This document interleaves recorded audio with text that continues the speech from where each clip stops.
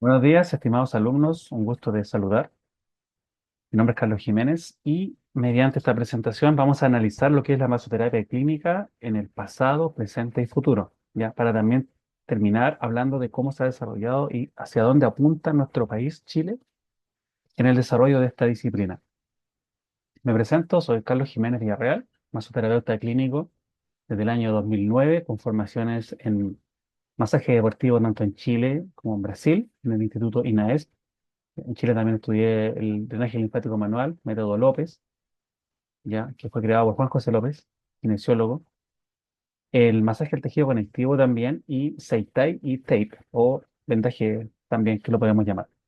Laboralmente he trabajado como masoterapeuta en el centro de alto rendimiento CAR, donde se forma el Team Chile, digámoslo así, los otros deportistas, ya que no es fútbol, digamos. También en diversos eventos deportivos como la Maratón de Santiago, clubes deportivos y hasta la fecha trabajo en lo que es consulta privada. Ya en masaje deportivo, masaje clínico y otras disciplinas también como el biomagnetismo. Junto con Marcelo somos los cofundadores de ETMIS, que es la Escuela de Terapia Manual Integral y Salud. ¿Qué entendemos por masoterapia clínica? Es una técnica integral de la medicina que consiste en el uso de distintas técnicas de masaje con fines terapéuticos para tratar enfermedades, lesiones. Ya, entonces, esto también engloba, como dice acá, lo que es el masaje terapéutico, que son lo que aprende primero una persona que se dedica al masaje. ¿Ya? El masaje transverso profundo, o también llamado masaje de Ciriax, lo vamos a ver después con más detalle. El drenaje linfático manual, ya que digamos que puede ser de distintas formas, o de distintos métodos. Hay gente que desarrolla la forma primitiva, como lo hizo Emile Boder, que fue el creador del masaje, el drenaje linfático manual, o el aporte de Viñas, de Leduc, ya, o como también les comentaba, acá en Chile tenemos la formación de Juan José López, que es un kinesiólogo que hizo una técnica que él le llama la ola, ¿no es cierto? Que es una forma sencilla de lograr el efecto que buscaba Emil Boder. ¿Ya? Es una técnica sencilla con recorridos muy bien marcados a través del cuerpo, ¿no es cierto? También tenemos la liberación miofascial, el masaje deportivo, el masaje del tejido conjuntivo o conectivo, ya el masaje del periósteo, masaje de Vogler, que también se llama, y otras técnicas neuromusculares o también el masaje de dique. Ahora, ¿por qué ha tomado fuerza este concepto de masoterapia clínica ya desde hace muchos años? Hasta, si nosotros hacemos un análisis, hasta los años 70, incluso acá en este país, en Chile, era muy, a veces se relacionaba el masaje hasta con la prostitución, con la intimidad que se produce entre paciente y terapeuta también se prestaba como para malos entendidos. Hay colegas, incluso un colega, don Jaime Valenzuela, una persona que lleva mucho tiempo trabajando, contaba que cuando empezó a trabajar en Chile, pasando los años 70, 80, una vez lo fue a ver una persona que era de la PDI, y decía, chuta, me fui a investigar a ver si había algo más que terapeuta, que algo más que se escondiera, ¿no es cierto? ¿Ya? Pero hasta el día de hoy, aún así, cuando escuchamos la palabra masaje en Chile, la gente dice, oh, qué rico, tengo tomada la espalda, tengo un nudo, una contractura, entonces lo relaciona más a eso. Y como vamos a ver en esta formación, es un amplio abanico de posibilidades que podemos tratar con el masaje. Vamos a ver métodos mecánicos y métodos reflejos. ¿Ya? Entonces, como lo comentamos en un principio, el masaje es un remedio terapéutico, ¿ya? Que en ese tiempo, bueno, nosotros nacemos con eso innato, o sea, si nosotros vamos caminando, nos pegamos, me pegué en la pierna, lo primero que uno hace es se frota, ¿no es cierto? Para provocar una fricción y eso también, de una forma, disminuye el dolor. También hay gente que dice, bueno, cuando uno se levanta en la mañana y se restriega los ojos, también de otra forma activa la microcirculación ocular. También podría ser considerado una especie de masaje. ¿Ya? Entonces, como dice acá la presentación, muchas veces esta técnica buscaba a las personas más primitivas a eliminar o atenuar el dolor y por ende mejorar la calidad de vida. ¿Ya? En ese tiempo se hacía como algo más innato, no se estudiaba, no se conoce lo que se sabe hoy en día respecto a los diversos efectos del masaje. ¿Ya? Ahora, pese a que se ha avanzado en muchas máquinas, tratamientos, ¿ya? El masaje, que es una técnica ancestral, como dice acá la presentación, continúa prodigándose y a la vez aplicándose, ¿ya? O sea, no ha pasado de moda. ¿Ya? A veces una persona puede tener, hay claramente tratamientos que funcionan mejor con aparatos, ya como lo tiene la fisioterapia, como también hay otros tratamientos que en trabajo en forma integral con el masaje también hay mejores opciones. O a veces netamente tratamientos que van mejor con una terapia manual que una buena instrumentalización. ¿Ya? Ahora, respecto de la historia del masaje como tal, ya hay un libro de los discípulos de Lao Tse en el año, hace unos 2700 años antes de Cristo, ya se recogía, digamos que se habla como una especie de tratado que recogía las primeras recomendaciones ya de cómo armar una especie de rutina de masaje ya con fines terapéuticos. Estamos hablando desde mucho tiempo atrás. A medida que avanza la historia, encontramos un nombre que a lo mejor muchas veces hemos escuchado, como es Hipócrates, el padre de la medicina. ¿Ya? Entonces, en los escritos, ya como el Hipócrates trabajaba, digamos, como de manera integral, con hierbas, ¿no es cierto?, con algunos descubrimientos, y también usaba el masaje, como dicen en algunos escritos, a donde abrigaba fricciones sobre la piel, músculo, vísceras, ¿ya? Y también se seguía manteniendo la idea de que esto era para atenuar o para tratar ciertas disfunciones, ¿ya? Por ejemplo, él es una de las primeras personas que habla y que las maniobras tienen que ser en sentido ascendente, ¿no es cierto? Hasta el sentido del corazón. Como después, con el tiempo, se corroboró que realmente el masaje favorece la función circulatoria, ¿cierto? El sistema circulatorio comienza en el corazón, hace un recorrido por todo el cuerpo y vuelve al corazón. Entonces, el masaje, en otra forma, entre otras de las funcionalidades que tiene, es mejorar la circulación. Entonces, estamos hablando de que, imagínense, en el año 460 o 380 de Cristo, cuando vivió Hipócrates, ya se estaba hablando del sentido de las maniobras de masaje. ¿Ya? Después, a medida que va desapareciendo la civilización griega, es, digamos, superpuesta por la romana, ¿no es cierto? Como ya lo dice la historia, aparece Galeno, que es un médico romano, donde él hablaba de que el masaje podía ayudar, en este caso, a los gladiadores a a favorecer, relajar y recuperar la musculatura. ¿Ya? Entonces, en varias obras, como una que se llama Gimnástica, hablaba de todas estas pautas o nociones para tratar a las personas que hacen ejercicio, los gladiadores, con fines curativos. Más adelante nos encontramos con Avicena, que era un médico musulmán, ¿verdad? Que empezó, digamos que podríamos decir que proyectó o siguió con algunas técnicas que ya había hablado Galeno y que comentamos recién. En el siglo XVI, el cirujano Ambroise Paré ya se considera uno de los pioneros y fundadores de la cirugía moderna, ¿ya? Y fue una de las personas que empezó también a hablar de cómo, por ejemplo, en la cierta manipulación de tejido después de una fractura podía ayudar en la recuperación. Así como también dice acá que fue el introductor de los vendajes a presión decreciente de tobillo-muslo, ¿ya? Pocas palabras para favorecer la recuperación. Esto más unas maniobras de masaje podrían favorecer, en este caso, una obra como decía acá, el tratado que fue escrito en 1545 y que mencionaba como tratamiento para la recuperación de fracturas. Que en los siglos XVII y XVIII hubieron varios médicos, ya que todos fueron haciendo diversa aportación a lo que hoy conocemos como la terapia manual o directamente también el masaje. Tenemos como médicos como Kirchberg, Hoffman, Andy Woodsnatz, Sydenham, en fin. Ahora nos vamos a saltar hacia el siglo XIX, donde la figura más importante que aparece, digamos, cuando ya se empieza como a ordenar este sistema de manipulación, ya, lo hace el señor Per Henrik Kling, ya, que era un científico sueco, creador de lo que conocemos como masaje sueco, y de hecho todas las personas que hemos estudiado masaje partimos estudiando masaje sueco, es como la base, ya que se ordenó. Eh, Per Henrik Kling trabajaba con un equipo de gimnasia y ahí empezó a aplicar sus primeros métodos de trabajo asociados a lo que es la masoterapia. Otras figuras más adelante como Little, Fletcher, von Hauff, Mosenheil, Hoffa, Metzger, Kling, Kellogg, Mennel, en fin. Ya, ahora, paralelamente, a fines del siglo XIX, principios del siglo XX, empiezan a surgir otras formas de terapia, ya, como la quiropraxia y la osteopatía. La osteopatía es fundada por Andrew Taylor Still y la quiropraxia por el doctor Daniel Palmer. ¿Ya?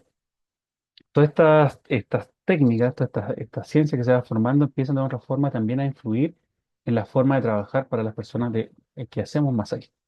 ¿Ya? Entonces, estas personas, como también más adelante se menciona a Wolfgang Kultschrage en 1937, forman, como dice, deja sentada la base sobre el masaje reflejo al tejido conjuntivo. Y aquí más adelante también desarrollaría la señora Elizabeth Dicke.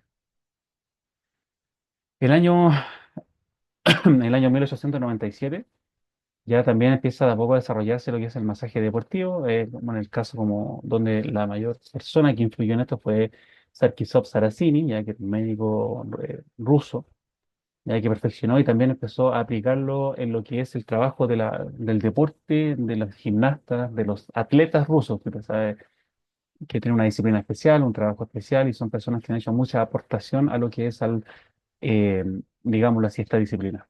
Ya, también tenemos el caso de Ida Rolf, que es una bióloga, ¿no es cierto?, que crea el método de Rolfing, ¿ya? Y donde esto forma la base para que otras personas también, como vamos a ver más adelante, Thomas Mayer, que fue discípulo de ella, empiezan a aportar otro tipo de conceptos, ¿ya? El masaje ya no se empieza, como vamos a ver más adelante, ya no se empieza, no se usa solamente para tratar el problema, sino que también el origen del problema, ¿ya?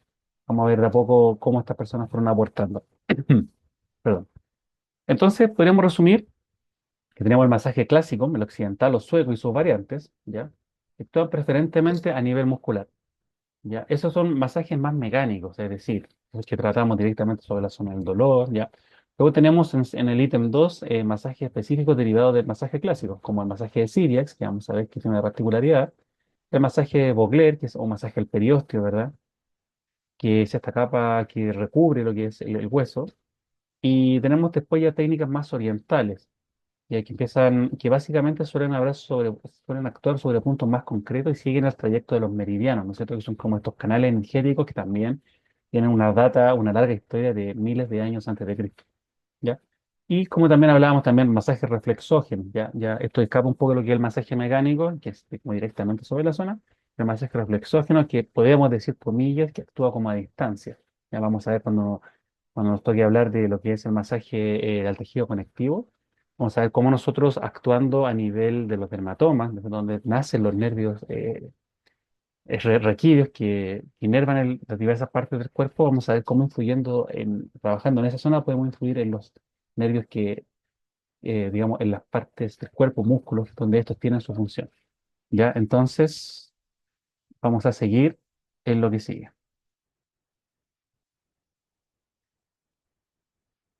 Seguimos aquí. Entonces, otras disciplinas que han influenciado la masoterapia como la osteopatía. ¿Ya? Entonces, vamos a partir diciendo que no es una profesión como paramédica, ¿ya? Digamos que no puede aplicarse como o sea, no son técnicas desconectadas, sino que solamente forman parte de un plan de un tratamiento global. Ya es importante, así como el masoterapeuta clínico, que la persona que haga osteopatía tiene que tener un conocimiento de anatomía y fisiología muy acabado del cuerpo. Ya, a diferencia de cuando uno estudia la masoterapia como tal, como más común, pero nos vamos a dar cuenta de cuando empecemos a ver, por ejemplo, el masaje transverso profundo, vamos a ver la importancia de conocer lo que son el origen e inserción muscular, ¿no es cierto? Nos va a tocar trabajar en zonas muy específicas. Y a nivel de osteopatía, la persona que es osteópata trabaja a nivel de los huesos del cráneo, ya que, bueno, empezamos a estudiar, me acuerdo, anatomía, todos decían, no, los huesos del cráneo no tienen movimiento, son considerados sin artrosis, no tienen movimiento. Pero con la osteopatía se descubre que sí tienen pequeños micromovimientos y los huesos, digamos, desde del cráneo, desde el frontal, los parietales, el fenoides, ya sería el occipital, todos los huesos que forman la bóveda craneana de otra forma tienen un movimiento en específico, así como también los huesos que están involucrados en lo que es la cara. Todos tienen un movimiento específico y una alteración de esta puede provocar que a partir de esta zona se refleje una molestia o una disfunción en otra parte del cuerpo. Entonces, ¿qué busca el osteópata? Básicamente aplicar términos de normalización, ya que el cuerpo, en pocas palabras, como vamos a ver muchas veces, recupere de a poco su forma funcional.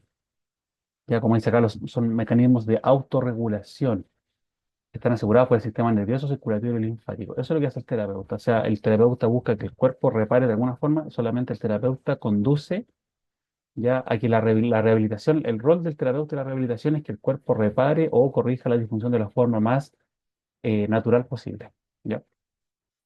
Entonces decía la osteopatía que la pérdida o reducción de estos mecanismos intrínsecos que hablábamos recién puede llevar a estados patológicos.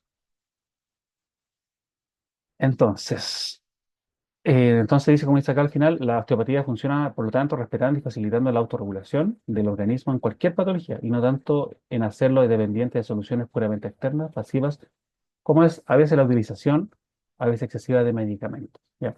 Hay muchos osteópatas que dicen medicina sin fármacos.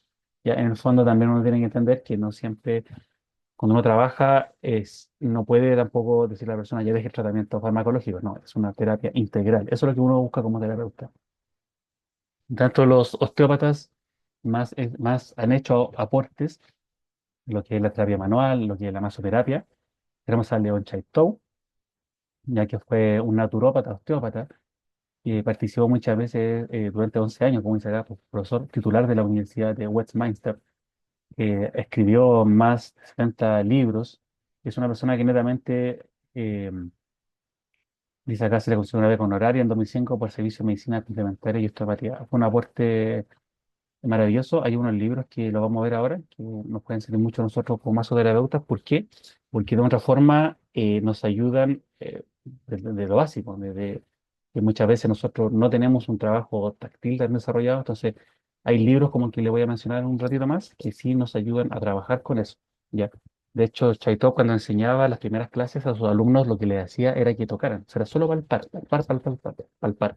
Porque las personas que, bueno, las personas que tienen limitación visual les puede ser más fácil, pero los que tenemos visión, digamos, normal, nuestra visión es muy influyente y muchas veces nos puede tratar o tener, nos puede traer como a inducir a errores. Entonces, una persona, un terapeuta, no solamente ve, sino que tiene que escuchar al cuerpo y escucharlo con los oídos, con el tacto, especialmente.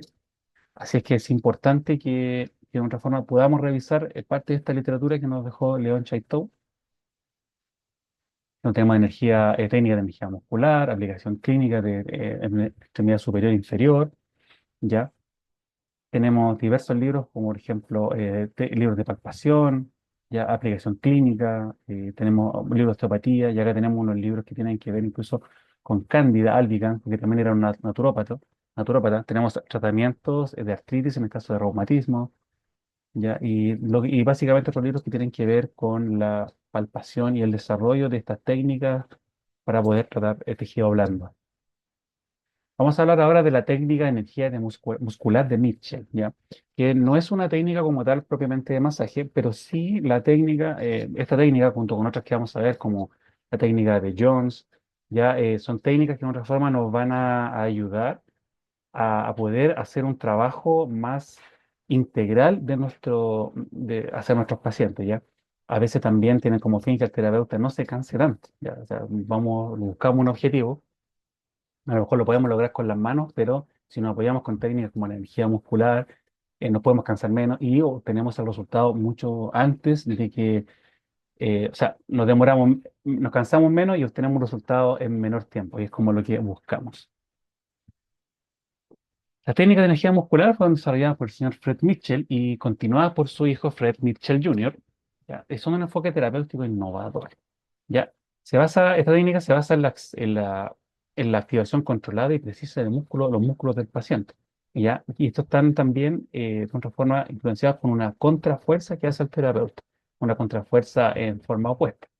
Es decir, si yo hago una contracción del bíceps, ¿ya? O sea, una flexión de brazo, de antebrazo sobre brazo, bíceps, ¿no es cierto? De otra forma, uno tendría que hacer una técnica contrariada. O sea, ir como en contra del movimiento natural. Lo vamos a ver que también no es en aplicar toda la fuerza que uno, no, tiene que estar aplicada en ciertos grados, ¿no es cierto? Tiene una forma de hacerse para lograr el efecto fisiológico en el músculo. Ya, entonces, dice acá, una de las principales ventajas de la técnica de energía muscular eh, nos puede ayudar, dame un segundito acá, a identificar y corregir desequilibrios musculares, mejorar la función biomecánica, promover la curación y la recuperación. Vamos a avanzar entonces sobre las técnicas como tal. Entonces, ¿en dónde podemos usar esta técnica? En trastornos musculoesqueléticos, en lesiones deportivas, ya en personas en problemas posturales. Ya, hay personas que por diversas formas de trabajo o diversas actividades diarias, son personas que pasan mucho tiempo y tienen problemas musculoesqueléticos asociados a problemas posturales. Ya, dice que, si bien acá dice que son técnicas, un enfoque terapéutico eficaz y prometedor en el campo de la medicina osteopática, las podemos usar nosotros como masoterapeuta también. Ya, vamos a ver ahora dos tipos de técnicas para que más o menos las podamos ver. ¿Cómo se define una técnica de energía muscular? Es como lo define el señor Mitchell, se refiere a un sistema de terapia manual que combina la precisión de la movilización pasiva ya con la eficacia, seguridad y especificidad de las terapias de reeducación y ejercicio terapéutico. ¿Ya? Como comentábamos, el terapeuta es el quien tiene el control, ¿ya? Y realmente guía y localiza los procedimientos, mientras el paciente, como lo vamos a ver, tiene un rol más pasivo, ¿ya? O por lo menos también al momento de hacer fuerza, no es, o sea, básicamente el que dirige el tratamiento es el terapeuta. ¿Ya? Ahora, dice, como dice acá también, requieren una cooperación activa del paciente. Ya hace contracciones musculares específicas que las que uno como terapeuta le va pidiendo, también en una dirección. Los objetivos básicamente son reducir la hipertonía muscular, ¿ya? Mejorar el rango de movimiento, que lo vamos a ver en muchas personas que tienen problemas posturales, a veces los dolores son por esto mismo, porque hay una limitación del rango del movimiento articular. También promover la movilidad articular y también optimizar la función respiratoria y circulatoria, además de fortalecer el lado más débil en caso de una asimetría muscular, ¿ya? Entonces, si ustedes se fijan, hay muchas veces que con técnicas de masoterapia, del masaje normal, no vamos a poder llegar a esto. Entonces tenemos estas ayudas que, como vamos a ver, no son difíciles, ¿ya? Entonces vamos a ver dos tipos de técnicas de energía muscular. La primera, vamos a ver la relajación muscular mediante técnicas de relajación post-isométrica. Ya tenemos que entender lo que es el concepto de isométrico. ¿Ya? Entonces, ¿cómo se realiza esta técnica? Lo vemos enseguida. O sea, para llevar a cabo esta técnica, pediremos la contracción del músculo diana, ¿ya? El músculo que vamos a tratar con el paciente. Entre un 10 y un 15% de fuerza. O sea, es poca. ¿Ya? Si le decimos a la persona, tenemos que nosotros calcular más o menos la décima o la quinceava parte de esta fuerza, ¿no es cierto?, sobre el músculo que queremos tratar.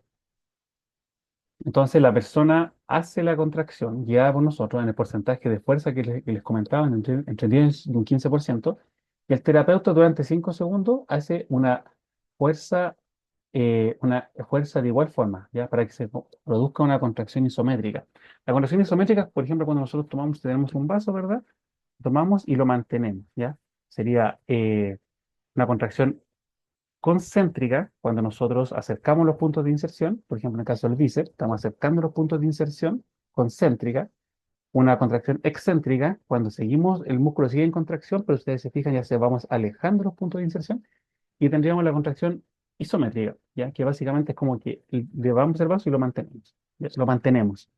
Entonces, esta técnica busca algo parecido. Nosotros hacemos identificamos el músculo, el paciente hace la contracción, nosotros la mantenemos. Ya no logramos totalmente que el músculo llegue a juntarse los orígenes de inserción, ¿ya? Entonces nosotros buscamos que se mantenga.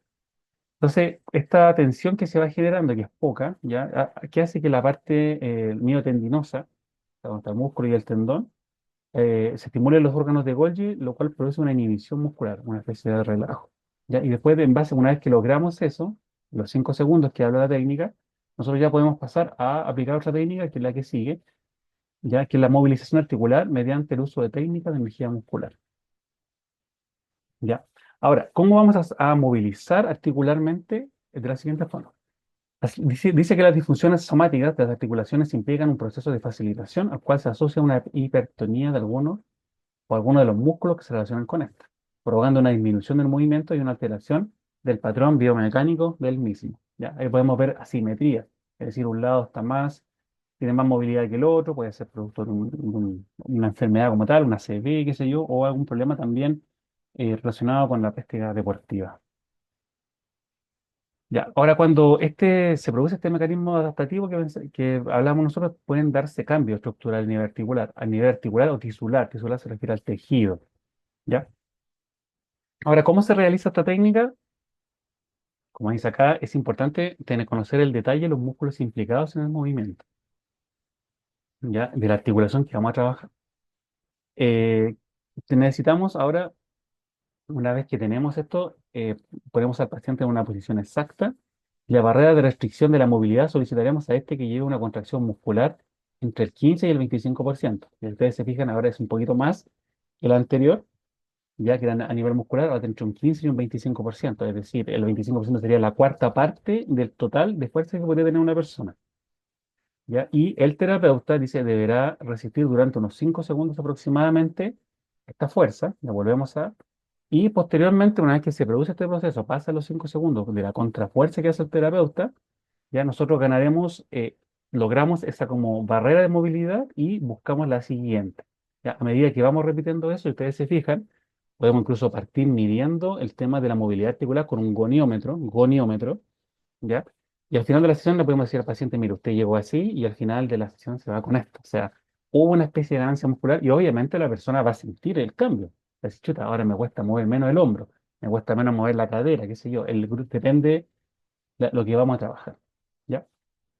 Aquí, bueno, lo podemos después ver con más calma en el PDF, pero ahí más o menos son dos formas de tratar con técnicas de energía muscular. Una, la ilustración uno, el ilíaco posterior, y la ilustración 2, una torsión sacra anterior. Vamos a ver ahora un video que tiene que ver un poco en análisis sobre lo que es esta técnica de energía muscular.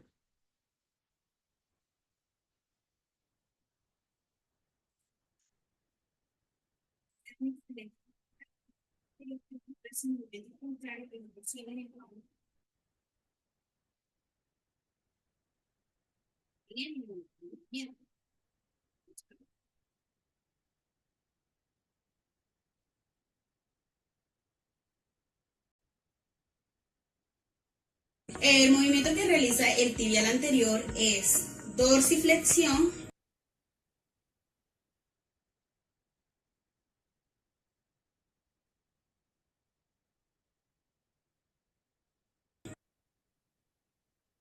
e inversión. Realiza el movimiento, este movimiento realiza el tibial anterior. Sus movimientos contrarios serían plantiflexión y eversión. Entonces, si existe dolor, puede haber también un espasmo y limitación del movimiento, es decir, este movimiento lo realiza bien, pero al momento de hacer plantiflexión eversión, perdón, no lo va a realizar totalmente. Entonces vamos a donde se encuentra la barrera y le pedimos, le colocamos una resistencia y le pedimos que haga el movimiento hacia allá. Entonces él lo va a realizar hacia allá. Dale, dale. 1, 2, 3, 4, 5, 6, 7, 8, 9, 10. Vamos a tomar el tiempo. Le pedimos que suelte y vamos a realizar el movimiento un poquito más. Vamos a encontrar la barrera y vamos a buscar la prebarrera.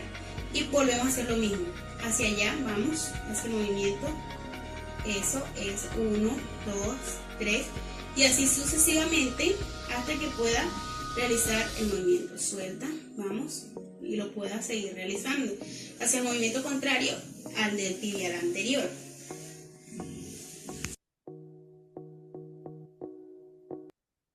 Si ustedes se fijan en el video que acabamos de ver, la persona, el terapeuta, tenía paciente en decúbito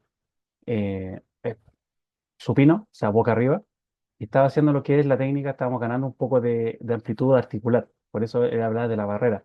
Llevaba primero que todo a la persona, estábamos trabajando en la parte del tibial anterior, entonces hacía un movimiento y hablaba de la barrera. Cuando ella ya lograba mejorar un poco ese movimiento, buscaba una nueva barrera, una nueva barrera para poder nuevamente mejorar la movilidad articular con esta técnica que acabamos de conversar.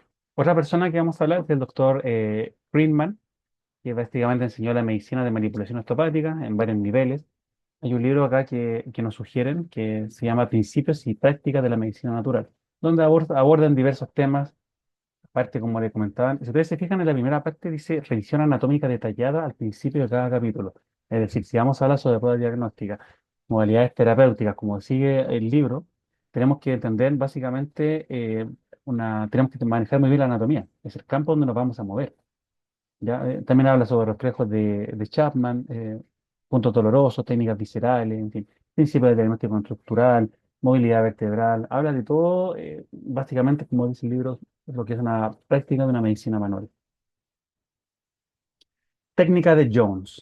Ya, la disfunción articular tiene un origen neuromuscular y el bloqueo articular se produce como resultado de un espasmo muscular del grupo antagonista, el que se encontraba en estiramiento en el momento de la acción lesiva, es decir, yo estoy trabajando, ya estoy haciendo una contracción con un determinado músculo, el músculo antagonista, que es lo que también sostiene la articulación, se puede provocar un espasmo muscular en este grupo antagonista, que significa decir que no digamos que se opone como tal, pero es el grupo muscular contrario a la acción, ¿ya? De lo que se está realizando. Entonces, dice que este espasmo es secundario a una solicitación brusca y sorpresiva de su estiramiento. Se produce durante el regreso desordenado a la posición neutra y antes de llegar a esto. Ya, en pocas palabras, se provoca este pequeño espasmo y también se puede ver acentuado por una solicitación brusca y sorpresiva. O sea, el músculo se estira, vuelve a su estado normal, pero de una forma muy brusca. ¿Ya?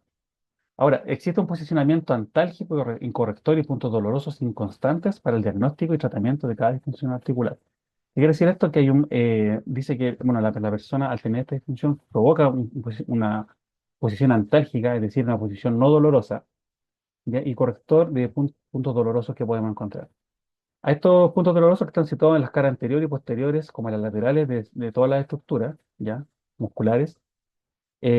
También es importante que cuando trabajamos con estos puntos haya una respiración profunda, ¿ya? De otra forma que haya una mejor oxigenación de la zona. Vamos a ver un video ahora que nos va a quedar más claro, porque puede parecer que estamos hablando en chino con esto, pero con el video que vamos a ver nos va a quedar un poquito más claro. Así es que vamos entonces a ver este video. Vamos inmediatamente. Vamos a dejar de compartir para iniciar el video. Ok.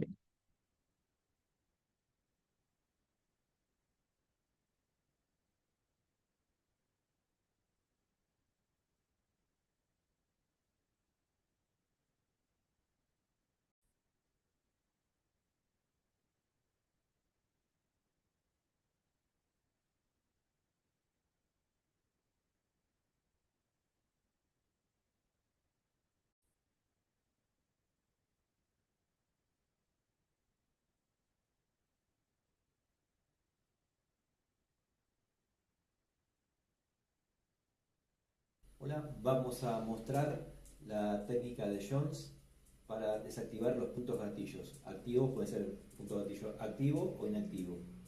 Generalmente, cuando el paciente viene a la consulta, primero se hace la observación, la palpación y se busca en la zona afectada si se encuentra algún punto gatillo. En este caso, encontramos un punto gatillo en el músculo angular de la escápula, del lado izquierdo. La técnica consiste en acercar las inserciones musculares y mantener la presión en donde encontramos la zona dolorosa o punto gatillo. Vamos a proceder a mostrarla. El kinesiólogo el paciente se sienta cómodo en sedestación. En este caso se puede utilizar en sedestación o se puede hacer también acostado. ¿Sí? Bien, entonces el paciente cómodo, brazos a los costados del cuerpo, relajado, kinesiólogo por detrás del paciente, detecta el punto gatillo. Una vez que lo detectó, acerca las inserciones del músculo. En este caso dijimos que era el angular de la escápula, que va de las primeras 4 vértebras de las apófisis transversas, las primeras 4 vértebras cervicales, hasta el borde antero superior de la escápula. Entonces, detectamos el punto gatillo, mantenemos la presión.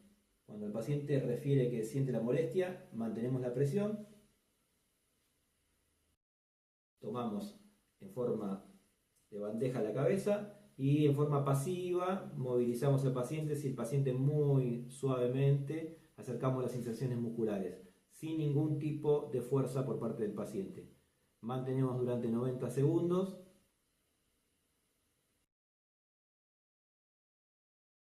Cuando pasan los 90 segundos, esta parte es muy importante, volver también en forma pasiva y muy lentamente a la posición inicial.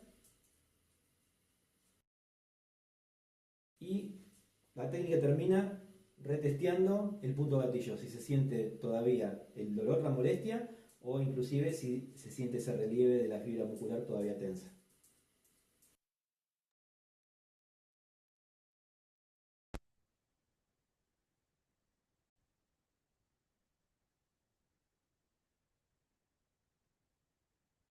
Ya, continuamos entonces, habiendo visto el video de la técnica de Jones. Si ustedes se fijan al final del video, el terapeuta vuelve a testear. O sea, está viendo al paciente al principio, ve la zona donde está la banda más tensa, realiza la acción, si ustedes se fijan, el video fue súper descriptivo, donde especialmente él decía que la persona tiene que, de otra forma, el terapeuta es el que guía ese proceso, el proceso para de una forma acercar los puntos de inserción y provocar el relajo de la zona, ¿ya? ¿Por qué es importante? Porque todas las personas que hemos tratado, cuando tratamos a nuestros pacientes, muchas veces nos le dice, ya, deje de caer el peso de su cabeza en mis manos, por ejemplo, para hacer una cierta manipulación. Y la gente tiende, ese es un reflejo como innato a hacer una contracción, digamos, voluntaria. Entonces, en este caso, nosotros tenemos que guiar, y si ustedes se fijan también el punto, hablaba de los puntos de inserción, en este caso el músculo él decía angular, pero en el fondo es el elevador de la escápula. Entonces, era acercado a los puntos de inserción, o sea, tenemos que saber anatomía, sí o sí. Ahora vamos a hablar sobre lo que es el masaje transverso profundo o masaje de Ciliax.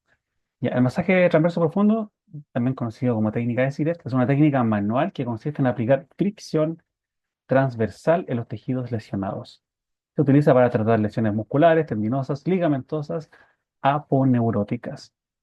El objetivo, dice, es mejorar la cicatrización de los tejidos dañados, evitar adherencias, ablandar la matriz fundamental, ¿ya? Y producir pequeñas inflamaciones que activen la restauración del tejido conectivo. Se está indicado para lesiones traumáticas o degenerativas de partes blandas, lesiones musculares, lesiones ligamentosas, lesiones tendinosas, fascitis, etcétera. ¿Cómo se aplica? Se aplica presión y fricción en la zona lesionada para llegar a los tejidos más profundos. Y este punto es súper importante. Se centra en el tratamiento en el punto exacto de las lesiones de forma transversal a las estructuras lesionadas. Ya. Vamos a explicar un poco esto que puede parecer un poco enredado. El doctor James Siriax era un médico inglés que hizo una aportación a lo que es la medicina ortopédica como generalmente. La premisa de su tratamiento, bueno, se habla de masaje transverso profundo, pero él también trabajó, digamos, lo que era con las infiltraciones, pero es el punto importante donde dice el punto exacto, ¿ya? Cuando nos toca trabajar, a ver, en qué situaciones podemos usar, por ejemplo, el masaje transverso profundo? Supongamos ante una vez que ya han pasado la época, o sea, las zonas ya, digamos, cuando ya se reduce la inflamación, por ejemplo, un desgarro, una tendinitis, una tendinosis, ya es importante que nosotros de partida, como lo hemos estado conversando, manejemos lo que son los orígenes de inserciones musculares, o sea, perdón, lo que es una aponeurosis.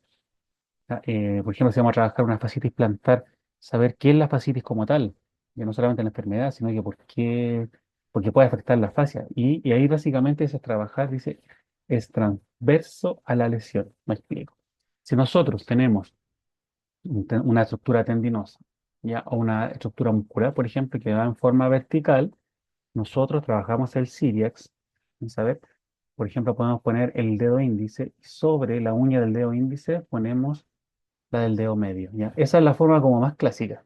Nosotros vemos la dirección de la fibra, este caso muscular, supongamos que este lápiz, la fibra muscular, y yo la trabajo en forma transversa, ¿ya? Ese es el movimiento, se ve como tal, ¿ya? No es así como tal, lo vamos a explicar, pero es transverso a la lesión. Si las fibras fueran horizontales, nosotros trabajamos perpendicular a estas fibras, ¿ya? Ahora, ¿por qué se llama fricción transversa profunda y no frotación? ¿Ya? Por eso es importante cuando nosotros, si vamos a trabajar un músculo, nosotros la forma de trabajar es directamente haciendo una presión sobre el músculo. Para eso también tenemos que saber en qué plano está ubicado el músculo. Si es un músculo más superficial de la espalda, por ejemplo, o ya vamos, podemos llegar de alguna forma, por ejemplo, a un multífido, a una parte más profunda de la columna, también podríamos de otra forma trabajarlo. Por eso es importante que sepamos anatomía para saber qué músculo vamos a trabajar. ¿Ya? Entonces nosotros tenemos que saber, por ejemplo, si vamos a trabajar, pues como vamos a ver en una imagen, vamos a trabajar la inserción del pectoral mayor, vamos a ver exactamente que tenemos que saber dónde está ubicado exactamente, ¿ya? Y como les comentaba, no es una frotación, es una fricción, es decir, yo pongo el dedo, según la estructura, lo coloco y hago una fuerza, cosa que mi dedo se mueva en el músculo, no sobre la piel, no sobre el tejido subyacente a la piel, sino que sobre el músculo que estamos trabajando. Si es el tendón, tiene que estar posicionado con cierta presión sobre el tendón, ¿ya? Y uno fricciona más o menos unos 20 minutos, ya a un ritmo suave, no tampoco así a toda velocidad, suave, ¿no es cierto? Y lo que la persona va a referir al final de este tiempo es que el dolor va a ir cediendo, ¿ya? Obviamente aplicado con cierta digamos, rigurosidad cada cierta frecuencia semanal, vamos a lograr, por ejemplo, evitar que se formen adherencias, si es una lesión de un desgarro, ¿ya?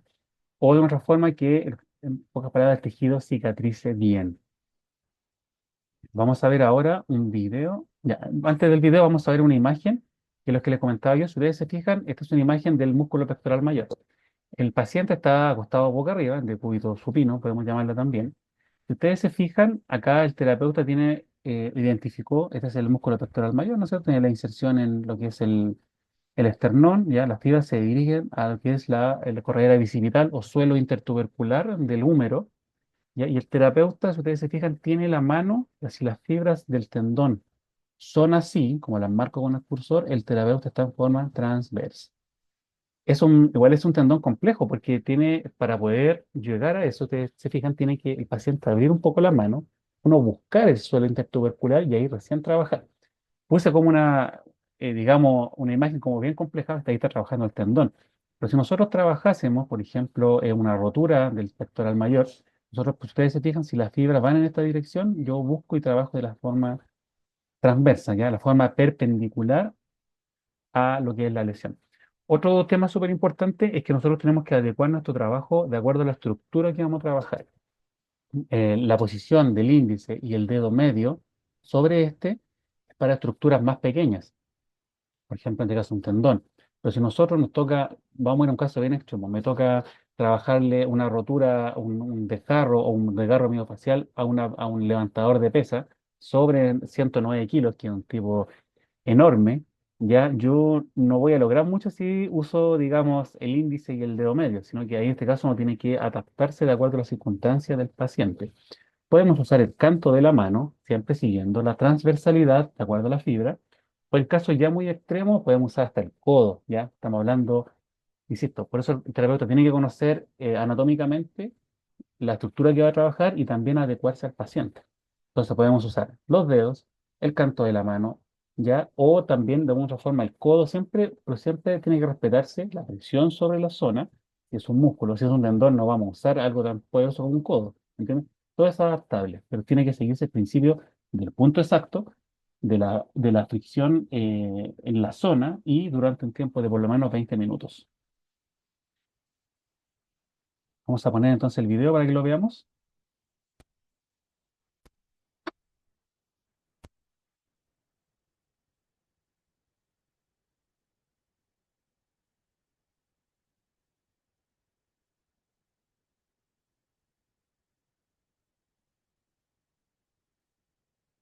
Tarde, vamos a tratar una patología conocida como rotura fibrilar de los genomes. Concretamente, trabajaremos la rotura del ventrículo externo de los gastrocnemios. Para ello, realizaremos una técnica conocida como masaje transverso profundo o fricción transversa profunda de Ciliax. A la hora de realizar el examen físico, comprobamos que la paciente padece una limitación funcional en la dorsiflexión del tobillo. Por tanto, y para realizar dicha técnica, colocaremos a la paciente de cúbito prono con la pierna en extensión, fijando la parte posterior de la rodilla con mi mano próxima, y con la mano distal colocaremos el dedo corazón sobre el dedo índice, dejando libre el pulgar. Palpamos el ventrículo lateral del gastrocnemio y una vez lo tengamos localizado, simplemente deberemos de realizar la mencionada técnica: descenso y ascenso. La técnica la realizaremos de manera perpendicular o transversa a las fibras del músculo, con una ligera presión de los dedos. La duración del mismo podrá ser de aproximadamente unos 20-25 minutos y al final de la técnica la paciente referirá un dolor, pero menos intenso al que refería al principio de la técnica.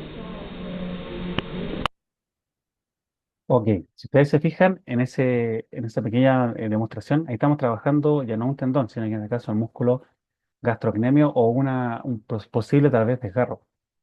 La posición de trabajo para el terapeuta es básicamente parado sobre la camilla, pero siempre es bueno buscar una posición. La idea sería como sentarse a trabajar sentado, ¿ya? Pues en este caso la persona está acostada boca abajo en la camilla. Tenemos los gastrocnemios, que eso es lo que está tratando, pero si ustedes se fijan, es una posición muy incómoda y hasta lesiva para el terapeuta. Es decir, sería bueno que se sentase y buscase una forma, porque también la angulación, si ustedes se fijan, es más o menos fuerte, no es, tiene por lo menos unos 60 grados, entonces puede ser un poco más dañina para el terapeuta. Ya ahí podríamos también, al ser una zona, también dependiendo de la lesión, dependiendo de la contextura de nuestro paciente, podríamos usar a lo mejor el canto de la mano o por ahí un nudillo, ¿me entiendes? Pero todo es de acuerdo a lo que nosotros vamos sintiendo. Otra consideración súper importante que no la comenté, creo, es que para esta técnica no se usa ningún lubricante, ¿ya? Porque lo que nosotros buscamos es la presión sobre la estructura, ¿ya? Entonces, al ponerle el lubricante se nos va a resbalar la mano y que podríamos provocar nosotros de otra forma una especie de quemadura por fricción si realmente no hacemos bien esta técnica. Así es que vamos a continuar entonces con aquí en la presentación que tenemos por acá. Presentación. Vamos entonces.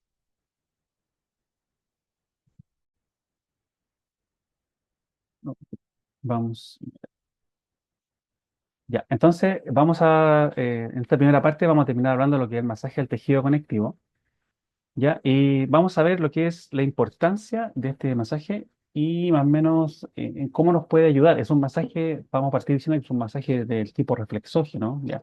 No es directamente, no es tan mecánico directamente sobre la zona.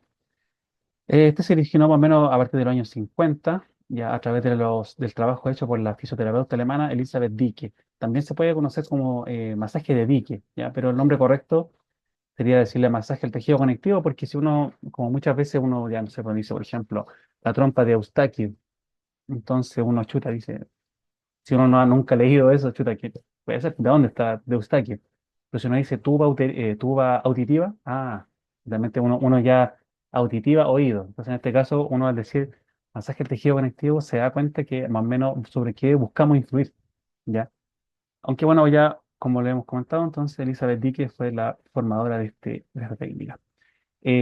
Cuenta la historia que Elizabeth tenía una lesión en la pierna y ella empezó de a poco a trabajar sobre ella misma, un tipo particular de masaje, como lo comentábamos, que le puso su apellido. Y con el paso del tiempo, después de unos 6 meses por lo menos, esta persona logró mejorarse, ¿ya? Pero tampoco era un masaje de tonta y loca, sino que claramente tenía una fundamentación. ¿Cuáles son los objetivos? Vamos a buscar respuestas en el sistema nervioso autónomo, regularizando de esta forma la motilidad, la movilidad y la motricidad del organismo.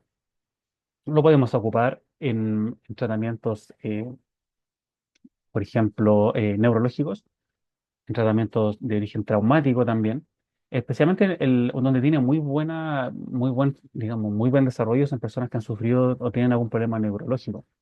¿Ya? Desde, por ejemplo, algo que se puede haber heredado del nacimiento, ¿ya? O también para tratar, por ejemplo, las consecuencias de una ACV. Ya como siempre hemos hablado, los 6 primeros meses son súper importantes. O sea, ocurre el ACV durante los 6 primeros meses que siguen a ese evento, es súper importante tratar de recuperar la mayor cantidad posible de estructuras, ya pensando, por supuesto, que obviamente cada paciente que sufre uno de estos accidentes, digamos, no siempre quedan iguales, hay gente que incluso fallece. Pero sí es importante entonces que podamos usar esto como herramienta terapéutica. Podemos tratar incluso hasta problemas de varices, ¿ya? Aunque sea de manera refleja. Podemos de otra forma trabajar porque es un masaje que si bien se aplica principalmente, como vamos a ver, a nivel de columna, donde están los dermatomas, ¿no es cierto? Que son todas estas zonas que inervan las diversas partes del cuerpo, también tiene aplicación específica en lo que es en todo el cuerpo, llámese no tanto en el cuero cabelludo, pero sí hasta en la cara, en los brazos, en las piernas, en los pies, todo tiene un trayecto que no es al azar, ¿ya? Ahora, uno de los beneficios que también tiene esta técnica es que los efectos de esta terapia pueden durar incluso hasta 72 horas después de la aplicación del masaje, ¿ya? Vamos a ver también qué cosas se pueden sentir. Se pueden sentir algunos efectos fisiológicos, ¿ya? Por ejemplo, vamos de nuevo acá, perdón. La somnolencia, ¿ya? De otra forma, bajar la presión da un poquito de sueño, baja la presión arterial también, una muy buena opción, y el aumento del peristaltismo, es decir, especialmente me ha tocado ver algunos pacientes que uno los trata, por ejemplo, y al rato después del mensaje, oh, quiero ir al baño, o sabes que Después me hice la terapia, fui a la casa y fui mucho más seguido al baño que otras veces. Puede ser a orinar o también a defecar. Entonces, en otra forma se nota, ¿ya? Yo me acuerdo haberlo visto, incluso hasta muchos de estos efectos los vi cuando yo recibí la primera vez masaje del tejido conectivo. Ahora, la zona refleja el masaje del tejido conectivo. Si ustedes se fijan acá, aquí tenemos la visión posterior del cuerpo humano, ya en un esquema. En el caso del tórax están con números, ¿no es cierto? La número uno correspondería a lo que es zona de corazón, ¿no es cierto? Tenemos la zona 15, marcada con el número 15, que vemos acá a la altura de T10 más o menos, que tendríamos la zona pancreática, y en la zona 16 la zona de la vejiga. Este masaje, no, eso lo podemos ver acá con más calma. Bueno, acá está la parte anterior y posterior, ya donde podemos ver donde infiere este masaje, y por acá. Vamos acá. Ya. Estas son algunas consideraciones. El masaje del tejido conectivo es un masaje súper ordenado. Ya se parte de lo que es la área básica inferior, la zona básica inferior. Ya la mano también no se aplica, digamos, hay una forma de trabajar en base a eso. Ya, también tiene que ser súper ordenado, porque es un masaje, es la forma de trabajar el masaje del tejido conectivo, se dice que es un arrastre subdermal. Ya, la forma correcta o el ángulo, la angulación correcta de la mano son 45 grados. ¿Por qué? Para provocar realmente el efecto que buscamos sobre la zona de este tejido subdermal. Si nos pasamos a 60 grados, podemos, no siempre, pero podemos aumentar la probabilidad de que la persona tenga hematomas. Y eso nos podría traer problemas pensando que, por ejemplo, una persona que tenga cierta fragilidad capilar, o una persona ya de avanzada edad, entonces nos podría traer una consideración. Por eso es importante considerar la angulación máxima en 45 grados. ¿Ya? Acá dice, bueno, el primero se ejecutan desde por encima de la cresta ilíaca. Esto básicamente habla sobre el trayecto. Esto es una formación, aparte de la formación del tejido conectivo, aquí solamente estamos viendo más o menos como la generalidad. ¿Ya? Entonces, seguimos así.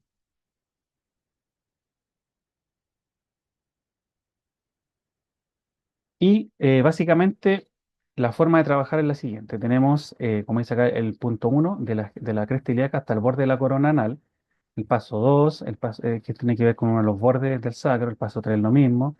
El 4 el 5 en el ligamento iliolumbar, y así. Y luego el 6 que sale del borde de la corona anal hacia lo que es la parte de la cabeza del fémur, en base a tres líneas de dirección, el trayecto 6 el 7 y el 8. Es un trabajo súper ordenado, por eso va con números. Luego pasamos al 10, ¿no es cierto? Al 11 que es el borde costal, y hasta terminar el AT12. Eso sería como a grandes rasgos, como les comentaba, es un trabajo que involucra más que la columna, pero eso sería como más o menos a grandes rasgos lo que es el trabajo con el masaje al tejido conectivo.